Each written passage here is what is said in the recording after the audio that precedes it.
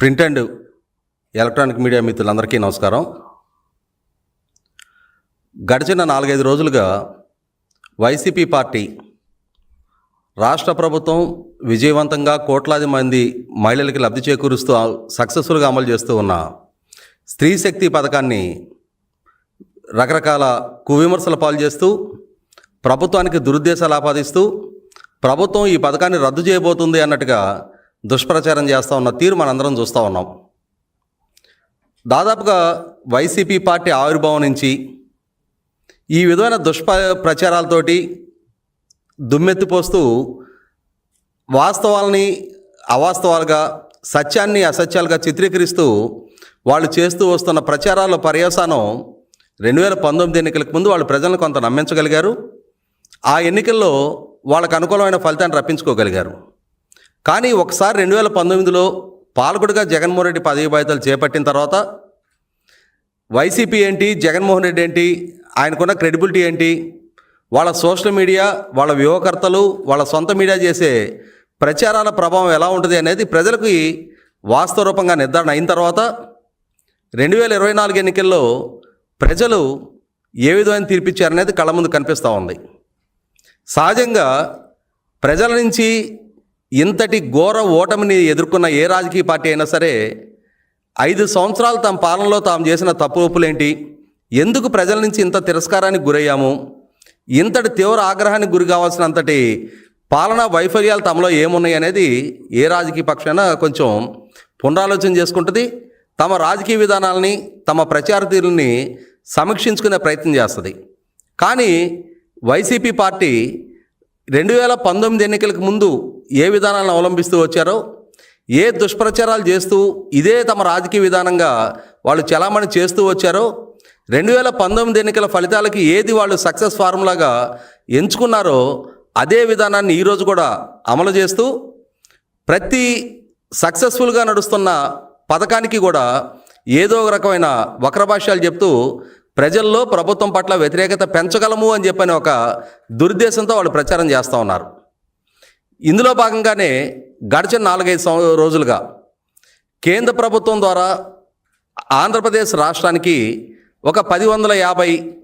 Electronic అంటే EV buses అవి అందుబాటులోకి రాబోతున్న నేపథ్యంలో ఈ ఈవీ బస్సులు కేంద్ర ప్రభుత్వం ద్వారా దేశంలోని అన్ని రాష్ట్రాలకి ఏ పాలసీ ప్రకారం అయితే అందిస్తూ ఉన్నారో అదే పాలసీ ప్రకారం పబ్లిక్ ప్రైవేట్ పార్ట్నర్షిప్ విధానంలో ఆంధ్రప్రదేశ్ రాష్ట్రానికి కూడా ఆ బస్సులు కేటాయింపు జరిగిన పక్షంలో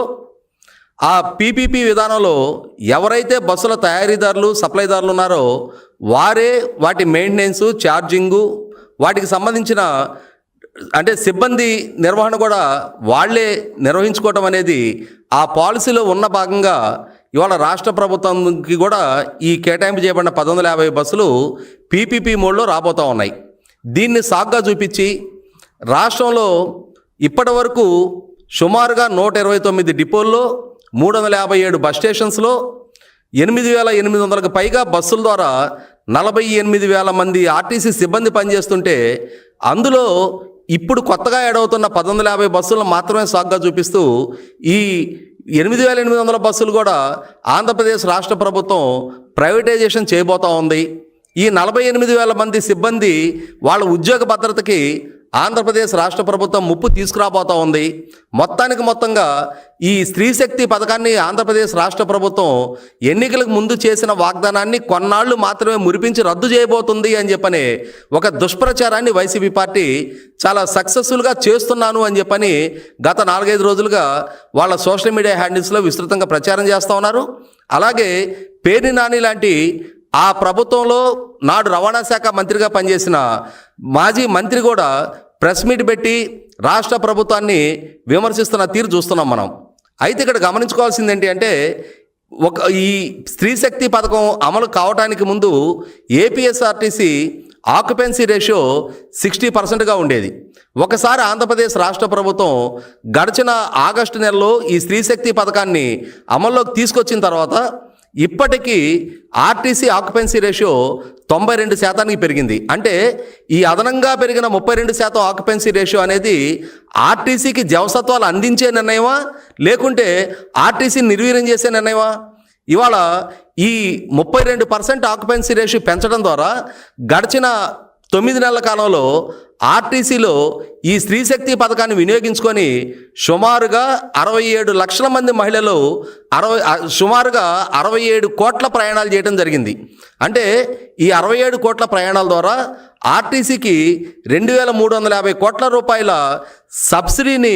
ఆంధ్రప్రదేశ్ రాష్ట్ర ప్రభుత్వం చెల్లించబోతా ఉంది. దాంట్లో ఇప్పటికే 720 కోట్ల రూపాయలు ఇప్పటికే ముందస్తుగా చెల్లించేయడం కూడా జరిగింది. అంటే ఇవాళ ఏపీఎస్ఆర్టీసీకి అతి పెద్ద కస్టమర్గా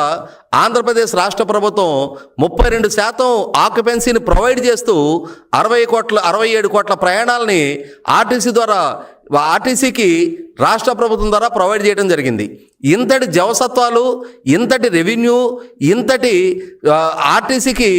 ఒక రకమైన వన్య ఆంధ్రప్రదేశ్ రాష్ట్ర ప్రభుత్వం ద్వారా అందించగలుగుతుంటే ఇటువంటి పథకాన్ని ఇన్ని కోట్ల మంది ప్రజలు సక్సెస్ఫుల్గా వినియోగించుకుంటున్న పథకాన్ని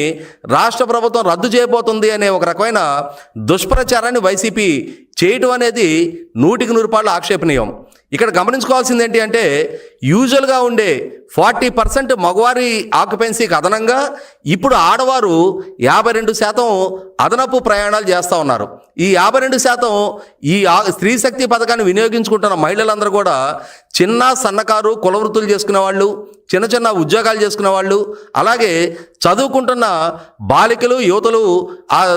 ఫెసిలిటీని వినియోగించుకుంటున్న తీరు చూస్తున్నాం. ఒక రకంగా ఒక గ్రామీణ ప్రాంతం నుంచి సమీపంలో ఉన్న ఏ పట్టణానికి చదువుకోవటానికో లేకుంటే తమ కుల వృత్తుల పరంగానో చిన్న చిన్న చిరుద్యోగాలు చేసుకోవటానికో ఒక మహిళ నెలవారీగా ప్రయాణం చేయాలి అని అంటే కనీస మాత్రంగా 2000 నుంచి 5000 వరకు ఖర్చు అయ్యే పరిస్థితులు మన కళ్ళ ముందున్న వాస్తవం. అటువంటి 2000 నుంచి 5000 రూపాయల వరకు ప్రతి మహిళకి కూడా ఇవాళ రాష్ట్ర ప్రభుత్వం ద్వారా ఆ అమౌంట్ సేవ్ అవుతూ ఉంది. ఆ అమౌంట్ సేవ్ అవటం ద్వారా ఖచ్చితంగా అది మహిళల సాధికారతకి, అదే సందర్భంలో ఆయా కుటుంబాలకి కూడా మరింత ఆర్థిక ప్రయోజనం చేకూర్చే దిశగా రాష్ట్ర ప్రభుత్వం సక్సెస్ఫుల్గా అమలు చేస్తున్న ఈ పథకానికి వైసీపీ తన దుష్ప్రచారంతో వీలైనంత వరకు ప్రభుత్వం పట్ల వ్యతిరేకత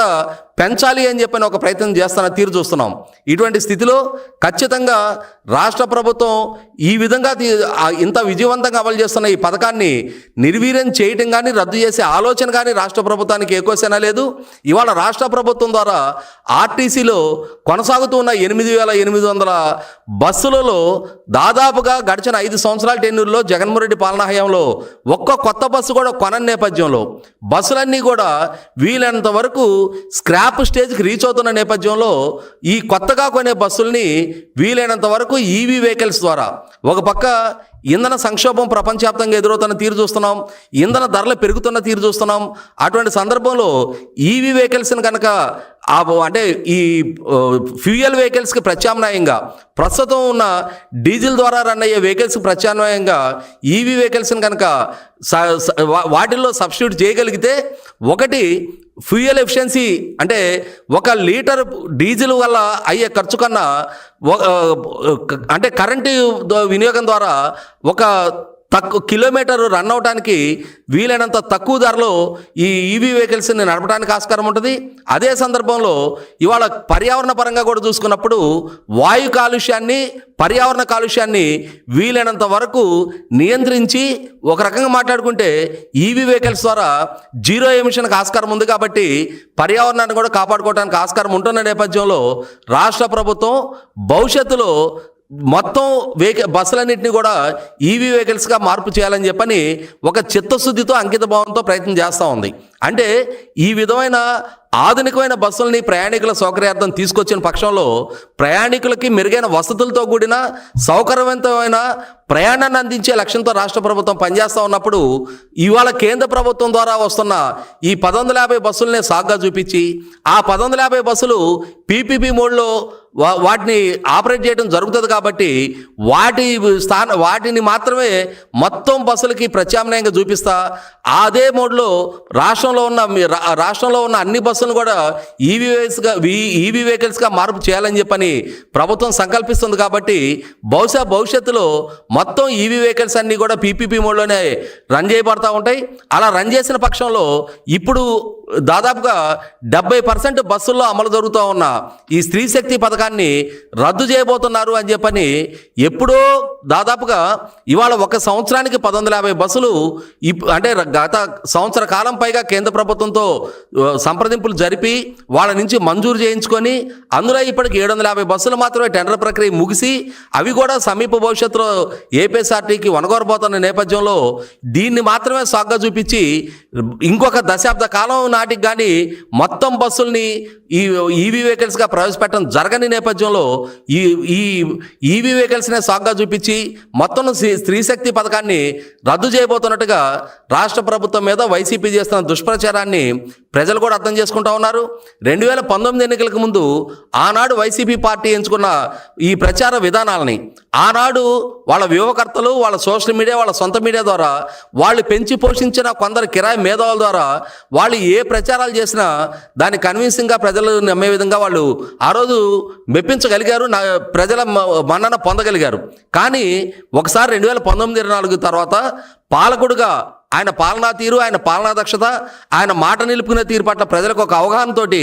2024 ఎన్నికల్లో ప్రజలకు స్పష్టతతో కూడిన తీర్పు ఇచ్చిన తర్వాత కూడా అదే విధమైన దుష్ప్రచారాలని వైసీపీ పార్టీ కొనసాగిస్తున్న తీరు 100% ఆక్షేపణీయం.